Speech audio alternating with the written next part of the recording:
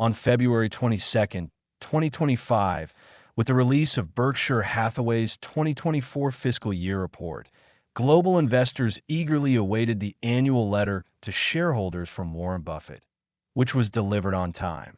In this letter, the 95-year-old investing legend once again presented a comprehensive report reviewing Berkshire's performance over the past year, detailing the current portfolio and revealing new directions in investment strategies, such as a significant increase in short-term U.S. Treasury holdings and continued investments in Japan's 5 major trading companies.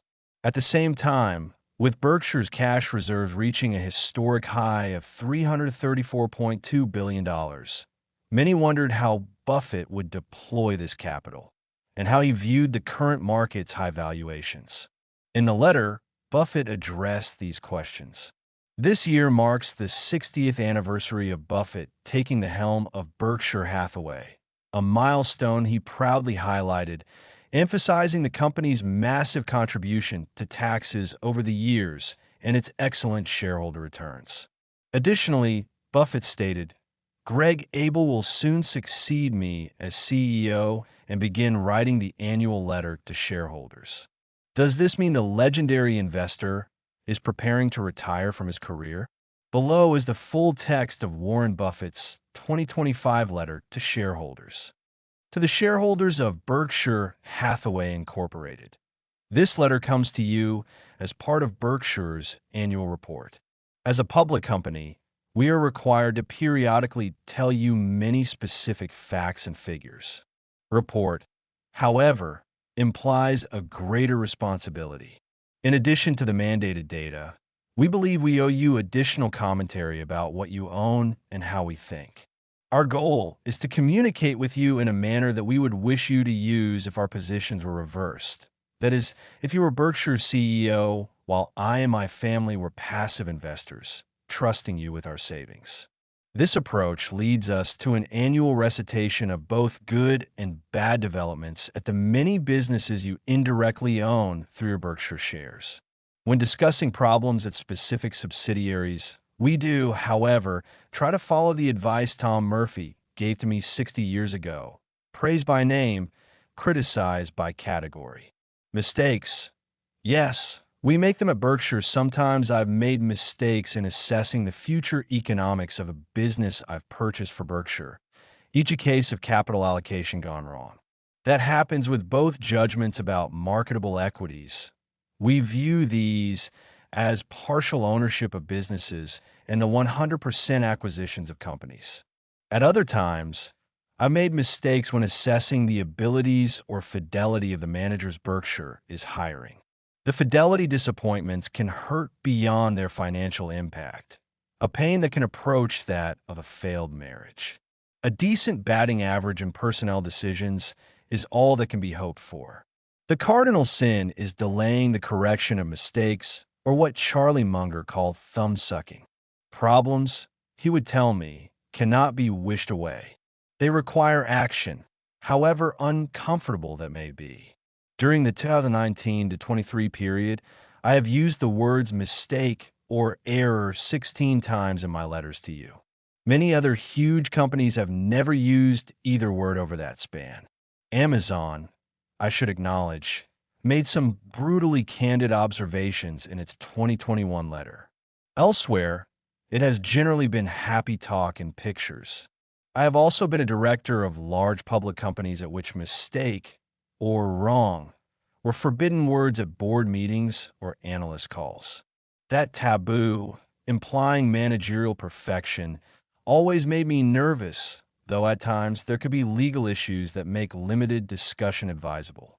We live in a very litigious society. At 94, it won't be long before Greg Abel replaces me as CEO and will be writing the annual letters. Greg shares the Berkshire creed that a report is what a Berkshire CEO annually owes to owners.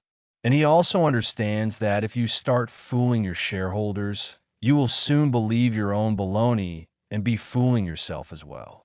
Pete Legal, one of a kind. Let me pause to tell you the remarkable story of Pete Legal, a man unknown to most Berkshire shareholders, but one who contributed many billions to their aggregate wealth. Pete died in November, still working at 80. I first heard of Forest River, the Indiana company Pete founded and managed, on June 21, 2005. On that day, I received a letter from an intermediary detailing relevant data about the company, a recreational vehicle, RV, manufacturer. The writer said that Pete, the 100% owner of Forest River, specifically wanted to sell to Berkshire. He also told me the price that Pete expected to receive. I liked this no-nonsense approach. I did some checking with RV dealers, liked what I learned, and arranged a June 28th meeting in Omaha. Pete brought along his wife, Sharon, and daughter, Lisa. When we met, Pete assured me that he wanted to keep running the business, but would feel more comfortable if he could assure financial security for his family. Pete next mentioned that he owned some real estate that was leased to Forest River and had not been covered in the June 21st letter. Within a few minutes, we arrived at a price for those assets, as I expressed no need for appraisal by Berkshire, but would simply accept his valuation. Then we arrived at the other point that needed clarity. I asked Pete what his compensation should be, adding that whatever he said, I would accept. This, I should add, is not an approach I recommend for general use. Pete paused as his wife, daughter, and I leaned forward. Then he surprised us. Well, I looked at Berkshire's proxy statement, and I wouldn't want to make more than my boss, so pay me $100,000 per year. After I picked myself off the floor, Pete added, but we will earn X, he named a number, this year, and I would like an annual bonus of 10% of any earnings above what the company is now delivering.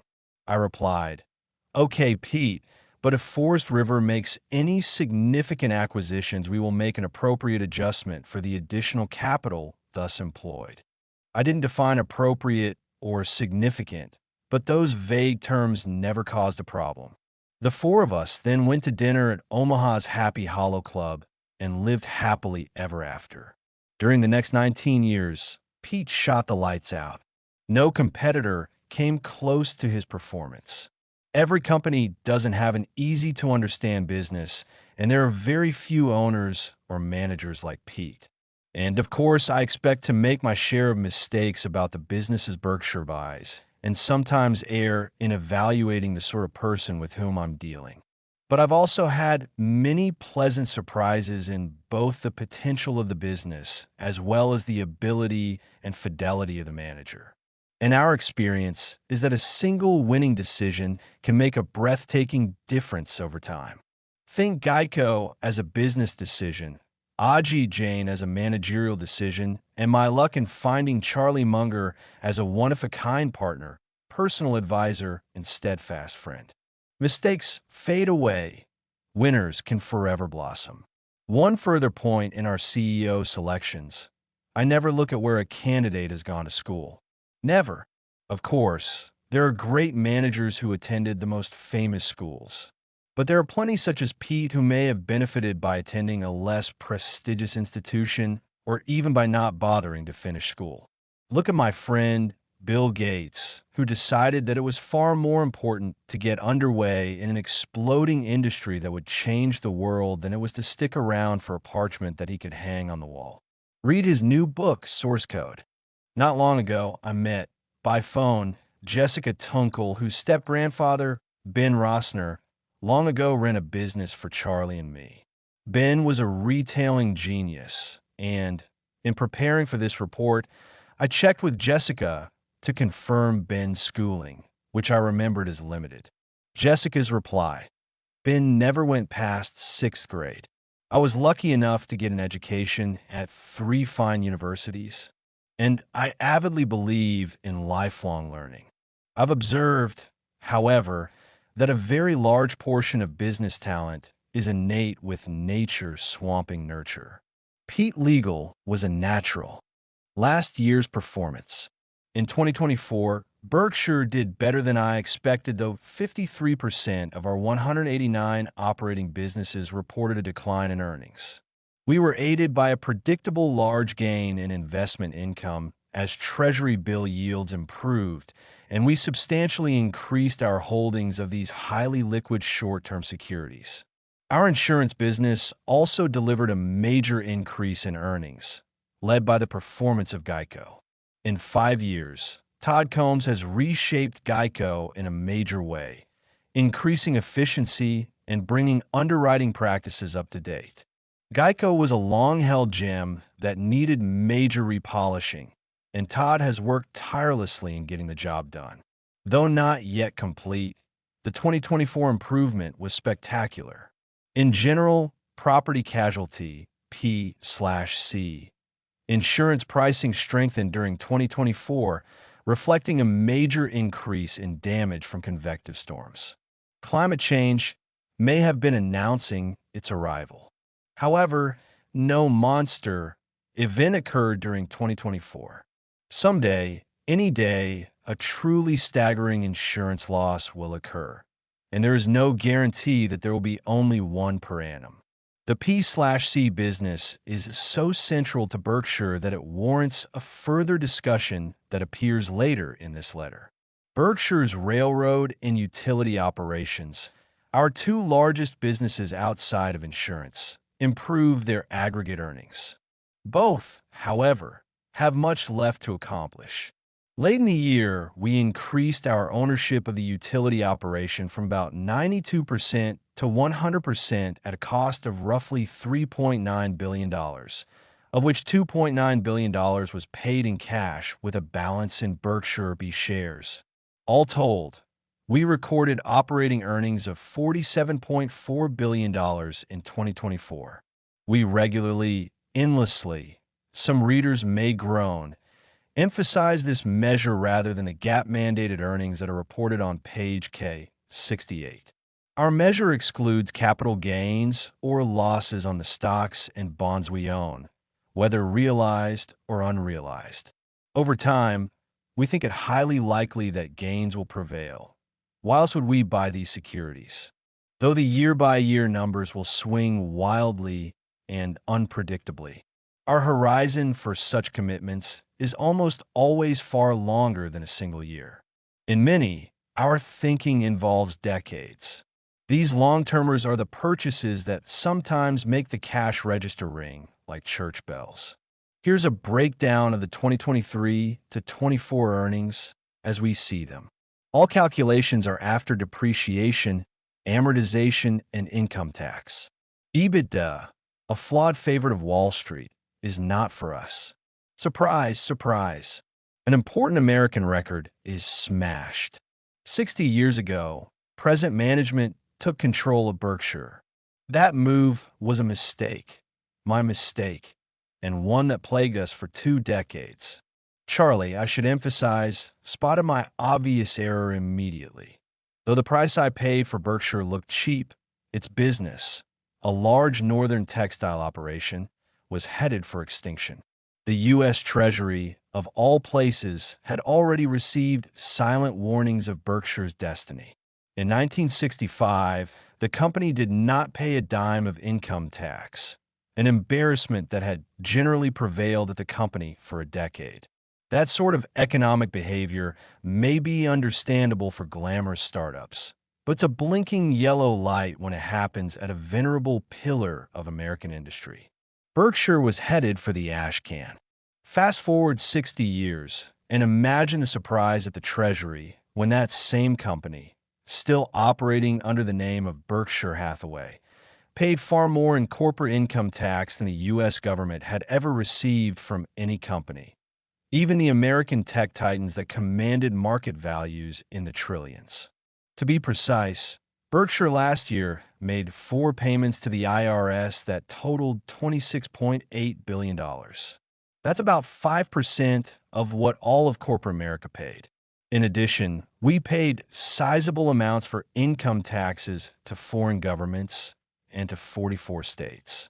Note one crucial factor allowing this record-shattering payment.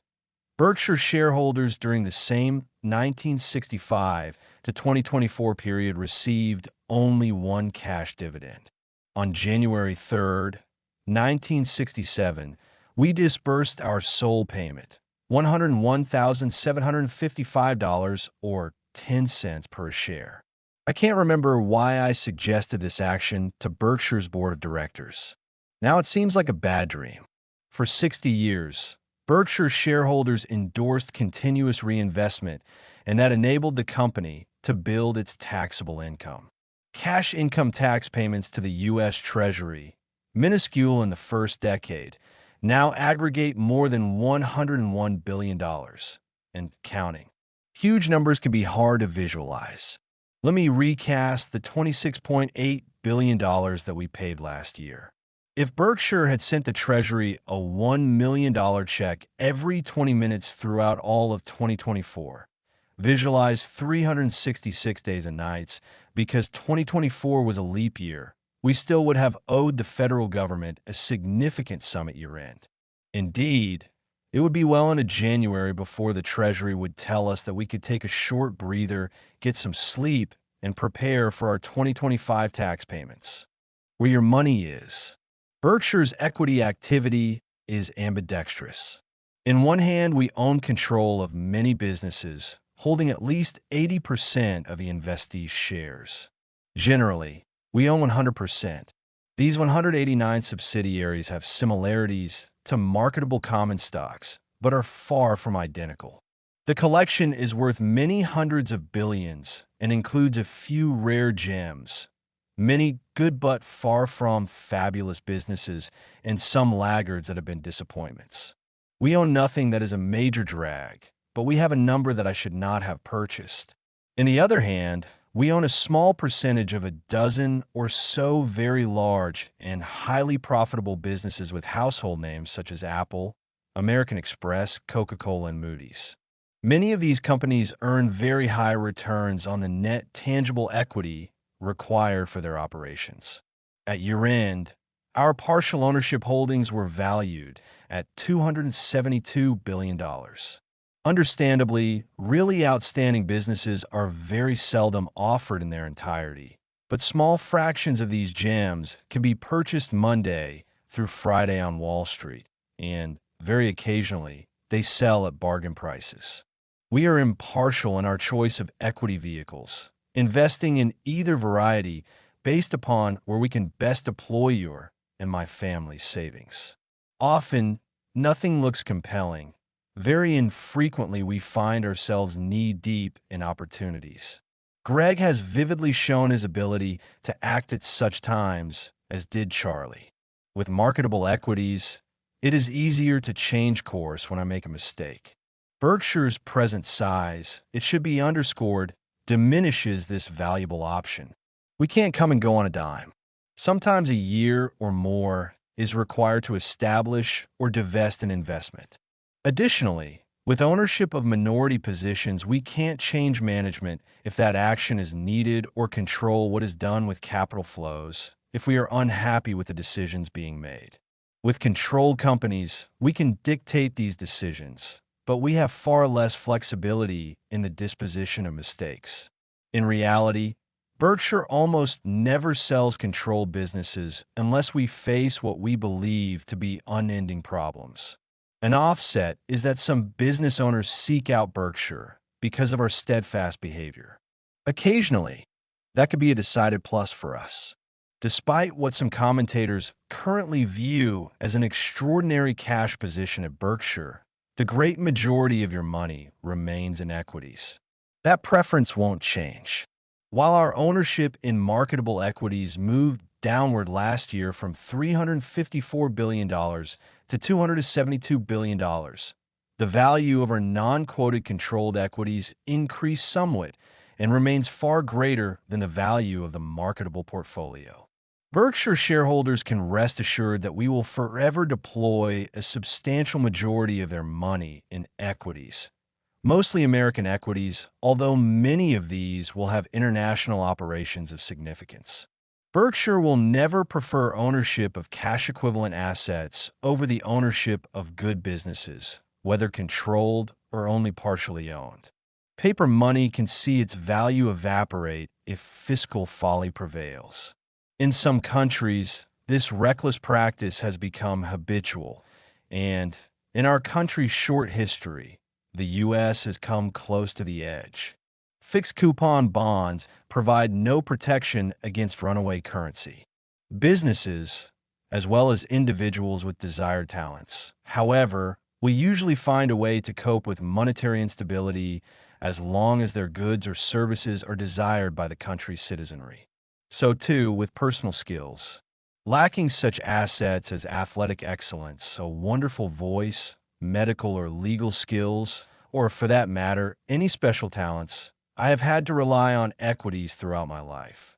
In effect, I have depended on the success of American businesses, and I will continue to do so.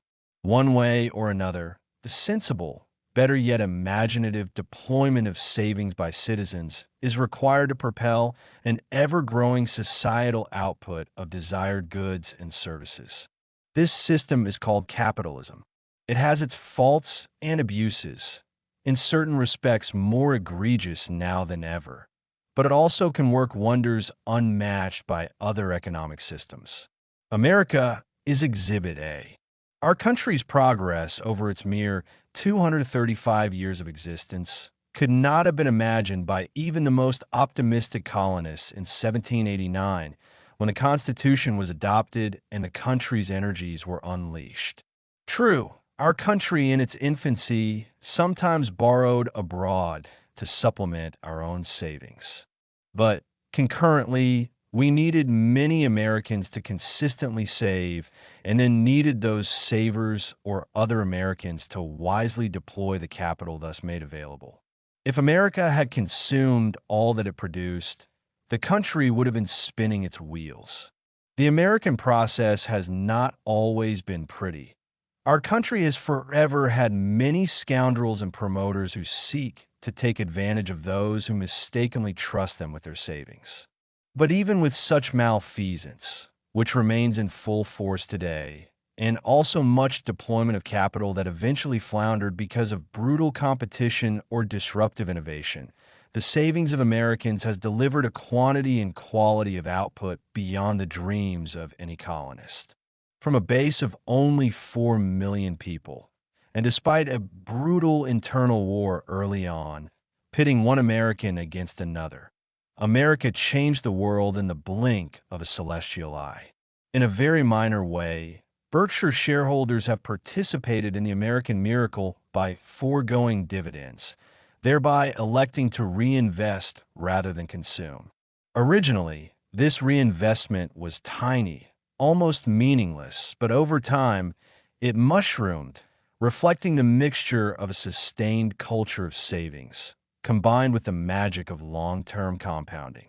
Berkshire's activities now impact all corners of our country, and we are not finished. Companies die for many reasons, but unlike the fate of humans, old age itself is not lethal. Berkshire today is far more youthful than it was in 1965. However, as Charlie and I have always acknowledged, Berkshire would not have achieved its results in any locale except America, whereas America would have been every bit the success it has been if Berkshire had never existed. So thank you, Uncle Sam. Someday your nieces and nephews at Berkshire hope to send you even larger payments than we did in 2024. Spend it wisely. Take care of the many who, for no fault of their own, get the short straws in life. They deserve better. And never forget that we need you to maintain a stable currency, and that result requires both wisdom and vigilance on your part. Property-Casualty Insurance. P/C Insurance continues to be Berkshire's core business. The industry follows a financial model that is rare, very rare, among giant businesses. Customarily, companies incur costs for labor, materials, inventories, plant and equipment, etc. before or concurrently with the sale of their products or services. Consequently, their CEOs have a good fix on knowing the cost of their product before they sell it. If the selling price is less than its cost, managers soon learn they have a problem. Hemorrhaging cash is hard to ignore. When writing P/C Insurance, we receive payment up front and much later learn what our product has cost us. sometimes a moment of truth that is delayed as much as 30 or more years. We are still making substantial payments on asbestos exposures that occurred 50 or more years ago. This mode of operations has the desirable effect of giving P/C insurers cash before they incur most expenses, but carries with it the risk that the company can be losing money, sometimes mountains of money, before the CEO and directors realize what is happening. Certain lines of insurance minimize this mismatch, such as crop insurance or hail damage, in which losses are quickly reported, evaluated, and paid. Other lines, however, can lead to executive and shareholder bliss as the company is going broke. Think coverages such as medical malpractice or product liability. In long-tail lines, a P/C insurer may report large but fictitious profits to its owners and regulators for many years, even decades. The accounting can be particularly dangerous if the CEO is an optimist or a crook. These possibilities are not fanciful. History reveals a large number of each species. In recent decades, this money up front, lost payments later model has allowed Berkshire to invest large sums, float, while generally delivering what we believe to be a small underwriting profit. We make estimates for surprises, and so far, these estimates have been sufficient. We are not deterred by the dramatic and growing loss payments sustained by our activities. As I write this, think wildfires. It's our job to price to absorb these and unemotionally take our lumps when surprises develop. It's also our job to contest runaway verdicts, spurious litigation, and outright fraudulent behavior. Under Ajit, our insurance operation has blossomed from an obscure Omaha-based company into a world leader, renowned for both its taste for risk and its Gibraltar-like financial strength. Moreover, Greg, our directors, and I all have a very large investment in Berkshire in relation to any compensation we receive. We do not use options or other one-sided forms of compensation. If you lose money, so do we. This approach encourages caution, but does not ensure foresight. P/C insurance growth is dependent on increased economic risk. No risk, no need for insurance. Think back only 135 years when the world had no autos, trucks, or airplanes. Now there are 300 million vehicles in the U.S. alone, a massive fleet causing huge damage daily. Property damage arising from hurricanes, tornadoes, and wildfires is massive, growing and increasingly unpredictable in their patterns and eventual costs. If you lose money, so do we. This approach encourages caution, but does not ensure foresight. No private insurer has the willingness to take on the amount of risk that Berkshire can provide. At times, this advantage can be important, but we also need to shrink when prices are inadequate. We must never write inadequately priced policies in order to stay in the game. That policy is corporate suicide.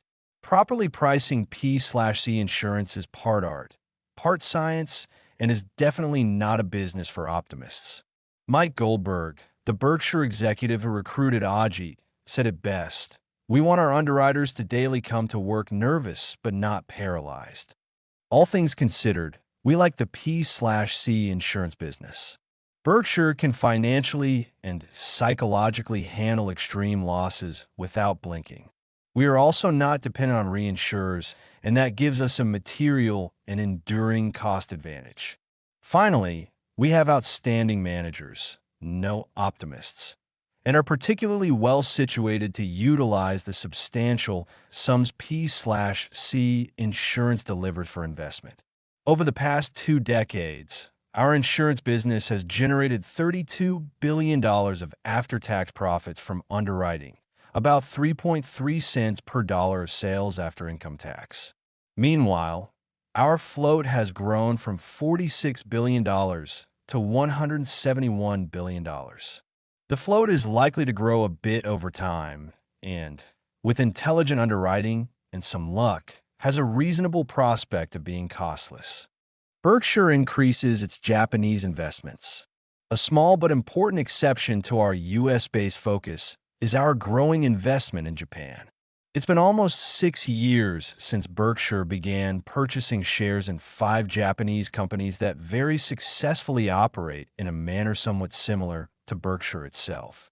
The 5 are, alphabetically, Itochu, Marubeni, Mitsubishi, Mitsui, and Sumitomo. Each of these large enterprises, in turn, owns interests in a vast array of businesses, many based in Japan, but others that operate throughout the world. Berkshire made its first purchases involving the 5 in July 2019. We simply looked at their financial records and were amazed at the low prices of their stocks. As the years have passed, our admiration for these companies has consistently grown. Greg has met many times with them, and I regularly follow their progress. Both of us like their capital deployment, their management, and their attitude in respect to their investors. Each of the 5 companies increase dividends when appropriate. They repurchase their shares when it is sensible to do so, and their top managers are far less aggressive in their compensation programs than their U.S. counterparts. Our holdings of the 5 are for the very long term, and we are committed to supporting their boards of directors. From a start, we also agreed to keep Berkshire's holdings below 10% of each company's shares. But as we approached this limit, the 5 companies agreed to moderately relax the ceiling. Over time, you will likely see Berkshire's ownership of all 5 increase somewhat. At year-end, Berkshire's aggregate cost, in dollars, was $13.8 billion, and the market value of our holdings totaled $23.5 billion. Meanwhile, Berkshire has consistently, but not pursuant to any formula, increased its yen-denominated borrowings. All are at fixed rates, no floaters. Greg and I have no view on future foreign exchange rates, and therefore seek a position approximating currency neutrality. We are required, however, under GAAP rules to regularly recognize in our earnings a calculation of any gains or losses in the yen we have borrowed, and at year-end had included $2.3 billion of after-tax gains due to dollar strength, of which $850 million occurred in 2024.